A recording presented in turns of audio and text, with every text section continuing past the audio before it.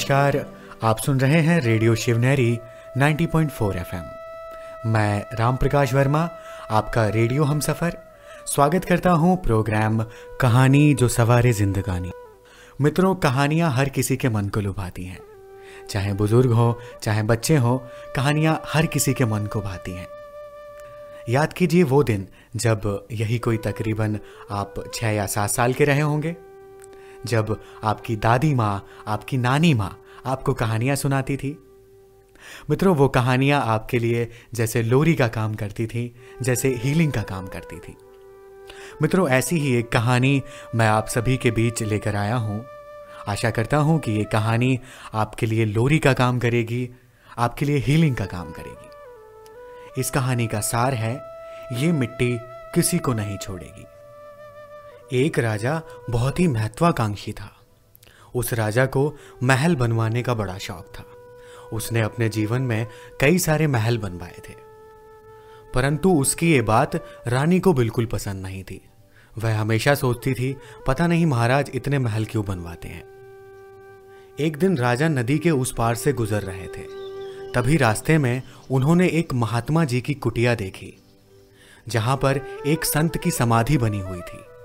राजा उस समाधि को देखकर रुक जाते हैं। तभी एक सैनिक राजा के पास आता है और कहता है, महाराज, मैं आपको कुछ बताना चाहता हूं। राजा कहता है, बोलो, क्या बताना चाहते हो? सैनिक कहता है, महाराज, जिनकी ये समाधि बनी हुई है, इन संत के पास कोई अनमोल खजाना था और उसकी सूचना उन्होंने किसी को भी नहीं दी थी।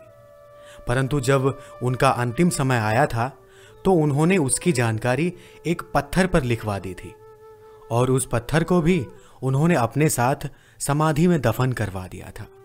उन्होंने कहा था, जिसे ये खजाना चाहिए उसे अपने हाथों से 84 हाथ नीचे एक गड्ढा खोदना होगा। परंतु याद रहे, उस व्यक्ति को यह गड्ढा बिना कुछ खाए पिए और बिना किसी की सहायता के खोदना होगा, अन्यथा उसकी सारी मेहनत व्यर्थ चली जाएगी।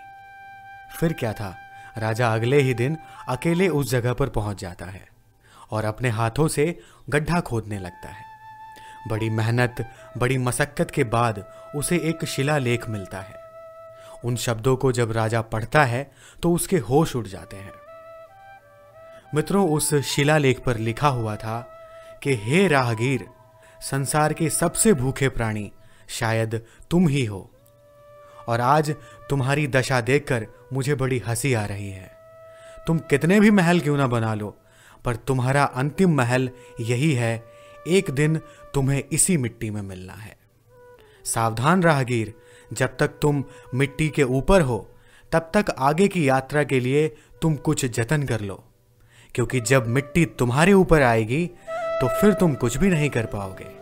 यदि तुमने आगे की यात्रा के लिए कुछ जतन नहीं किया तो अच्छी तरह से ध्यान रखना, जैसे ये 84 हाथ का गड्ढा तुम्हें अकेले ही खोदना पड़ा है, वैसे ही तुम्हें 84 जन्म अकेले ही भोगने पड़ेंगे। हे राहगीर, ये कभी मत भूलना कि तुम्हें भी एक दिन इस मिट्टी में मिल जाना है। फिर राजा जैसे तैसे करके उस कुएं से बाहर आता है और अपने राजमहल की तरफ चल पड़ता है। परंतु मित्रों, उस शिलालेख पर लिखे हुए शब्द राजा के दिमाग को झकझोर रहे थे। राजा महल में पहुंचकर अपने बनाए हुए सारे महल जनता में दान कर देता है और अपने अंतिम घर की अर्थात इस दुनिया से जाने की तैयारी में जुट जाता है। इस मिट्टी ने जब रावण जैसे सत्ताधारियों को नहीं छोड़ा तो फिर साधारण मानव तो चीज ही क्या है। सभी को एक दिन इस मिट्टी में ही मिलना है, क्योंकि ये मिट्टी किसी को नहीं छोड़ने वाली है। मित्रों, यह जीवन की एक कटु सच्चाई है जिसे हमें स्वीकार करना ही होता है। मित्रों, जो व्यक्ति इस दुनिया में आया है उसे एक दिन यहां से जाना ही होगा। ये बात अगर हम सही से समझ लें तो शायद हम अपना जीवन भी बहुत अच्छी तरह से गुजार सकते हैं, अच्छी तरह से बिता सकते हैं। कई बार हम ये समझ बैठते हैं कि ये दुनिया ही हमारे लिए सब कुछ है, इस दुनिया की चकाचौंध को ही हम सब कुछ समझ बैठते हैं। परंतु मित्रों, कहीं से तो हम आए हैं और कहीं पर तो हमें जाना है। मित्रों, अगर इस बात का ख्याल रहे तो हम अपने जीवन को बहुत ही अच्छा बना सकते हैं, बहुत ही मधुर बना सकते हैं। क्योंकि व्यक्ति जब ये ध्यान रखता है कि मुझे जाकर अपने कर्मों का हिसाब देना है, अपने कर्मों का फल पाना है, तो वो अपने कर्मों पर ध्यान देता है, अपने जीवन में कुछ अच्छे कार्य करता है, अपने जीवन को सफल बना देता है। मित्रों, इस कहानी में फिलहाल इतना ही। फिर मुलाकात होगी एक नई कहानी के साथ। तब तक अपना ख्याल रखिए, खुश रहिए, स्वस्थ रहिए और सुनते रहिए रेडियो शिवनेरी 90.4 FM। आवाज तुमचा आमचा।